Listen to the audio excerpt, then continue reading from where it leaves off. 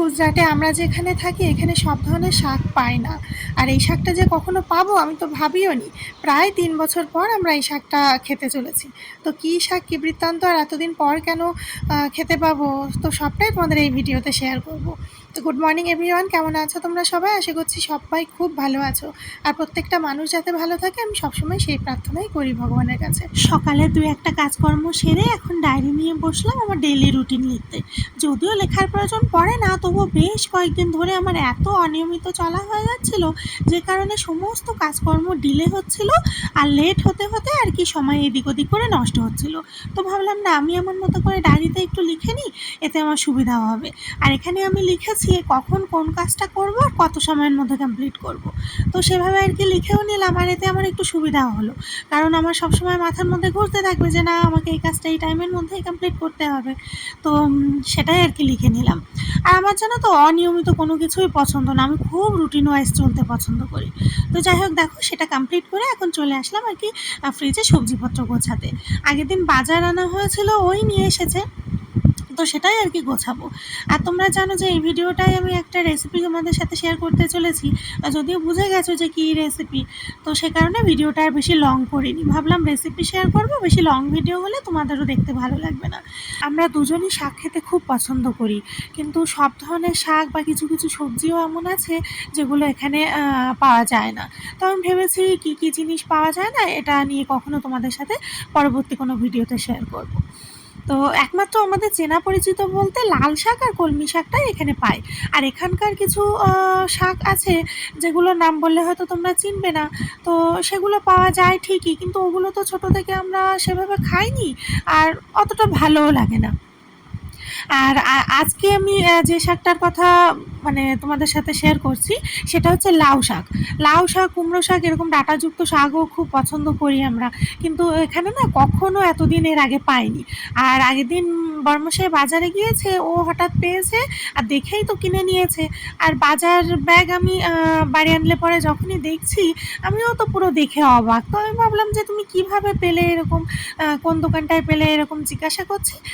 তো বলছে যে একজন বয়স্ক মানুষ নিয়ে বসেছিল, মনে হলো যেন ওনার বাড়িতে লাগানো এরকম আর কি। তো আমি ভাবলাম যা হয়েছে হোক, সে যেখানেরই হোক, কিন্তু পেয়েছো যে এটাই অনেক। তো সেটাই আর কি রান্না করব, কালকে করব, আজকে আর করলাম না, কারণ আজকে কি রান্না করব সেটা আর কি বের করাও হয়ে গেছে, সেটও হয়ে গেছে। যদিও শাক যত টাটকা টাটকা রান্না করা হয় ততই ভালো। তো ভাবলাম না, আজকে যখন হচ্ছেই না, তাহলে আর লেটও করা যাবে না, কালকেই করব। এবার তোমাদের সাথে রেসিপিটা শেয়ার করি। তো চিলি সয়াবিন বানাতে আমি সয়াবিনগুলো আগে নর্মাল জলে ২-১ বার ধুয়ে নিয়েছি, আর এখন একটুখানি ফুটিয়ে নেব ১-২ মিনিট। তো জল সয়াবিন সমেত একটুখানি সামান্য লবণ দিয়ে ফুটিয়ে নিচ্ছি, এতে ভালো পরিষ্কারও হবে, সয়াবিনগুলো সফটও হবে। তো এটা একটু ১-২ মিনিট ফুটে এলে এটা আর কি জল চিপে চিপে মানে রেখে দেবো। আর এখন দেখো কী কী নিয়েছি: ক্যাপসিকাম, পেঁয়াজ, অরেঞ্জ কালার ওটা হচ্ছে টমেটো, আর আদা কুচি, রসুন কুচি, আর কাঁচা লঙ্কা ২ টুকরো করে রেখেছি। আর এখন সয়াবিনের মধ্যে আমি গোলমরিচ গুঁড়ো দিয়ে নিলাম, আর আরেকটা বাটিতে দিলাম হচ্ছে কাশ্মীরি লঙ্কা গুঁড়ো, ১ চামচ সয়া সস, ২ চামচ টমেটো সস, আর আদা রসুনের পেস্ট। তো এই মশলাটাই আগে একটুখানি মিশিয়ে একটুখানি সামান্য জলও দেবো, যাতে একটু লিকুইড মতো হয়ে গেলে, কারণ এটা দিয়ে আর কি পুরো সয়াবিনটা মাখিয়ে নেওয়া হবে।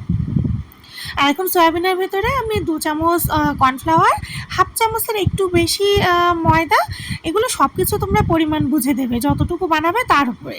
আর বাটিতে গোলা যে মশলা রেডি করলাম, ওটাই আর কি দিয়ে ভালো করে সয়াবিনটা মাখিয়ে আর কি কোট করে নিলাম। আর এখন হালকা তেলে আর কি, হালকা তেল বলতে অবশ্যই রিফাইন তেলে করা উচিত, তো আমার কাছে রিফাইন তেল ছিল না, ওই জন্য করতে পারিনি। আর তেলের পরিমাণ যে খুব বেশি দরকার তা কিন্তু না, তোমরা দেখতেই পেলে আমি কতটা কম তেলে আর কি করেছি।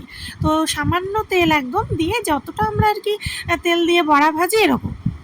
তো সয়াবিনগুলো হালকা ভাজা করে নামিয়ে এখন অল্প একটু তেলের উপরে আদা কুচি, রসুন কুচি দিয়ে একটু গোল্ডেন ফ্রাই করে নেবে। তো আমার কাছে আদাও ছিল না, তো কিছু করার নেই, ওই জন্য ছিল না বলে আমি আর দিতেও পারিনি। তো রসুন কুচিটা একটু হালকা হয়ে এলে তারপর আর কি পেঁয়াজ আর ক্যাপসিকামটা একটু সামান্য লবণ দিয়ে হালকা করে ভেজে নিয়েছি। তারপর শেষের দিকে দিয়েছি আমি টমেটো আর কাঁচা লঙ্কা ২ টুকরো করে রাখা ছিল সেটা। তো সব কিছু একটুখানি হালকা ভাজা ভাজা হয়ে এলে যে সসটা দিয়েছি ওটা হচ্ছে 1 চামচ সয়া সস, 2 চামচ টমেটো সস, 1 চামচ গ্রিন চিলি সস। সেই সমস্ত সস একটুখানি সামান্য জলে গুলে সবজির মধ্যে দিয়ে একটুখানি ফুটে এলে তারপর সয়াবিনগুলো দিয়ে দিয়েছি, ভাজা সয়াবিনটা। আর নুন মিষ্টিটা স্বাদ মতো রাখবে। আর শেষে দিয়েছি আমি একটু স্প্রিং অনিয়ন কুচি। তো দেখো খুবই ইজি রেসিপি, অনেক শর্ট টাইমের মধ্যেই হয়ে গেছে। তো রেসিপিটা কেমন লাগলো অবশ্যই কমেন্ট করে জানিও, ভালো লাগলে কিন্তু একটা লাইক করে দিও। আর আমার চ্যানেলের নেক্সট ভিডিওগুলো পেতে চ্যানেলটা কিন্তু অবশ্যই সাবস্ক্রাইব করে রেখো।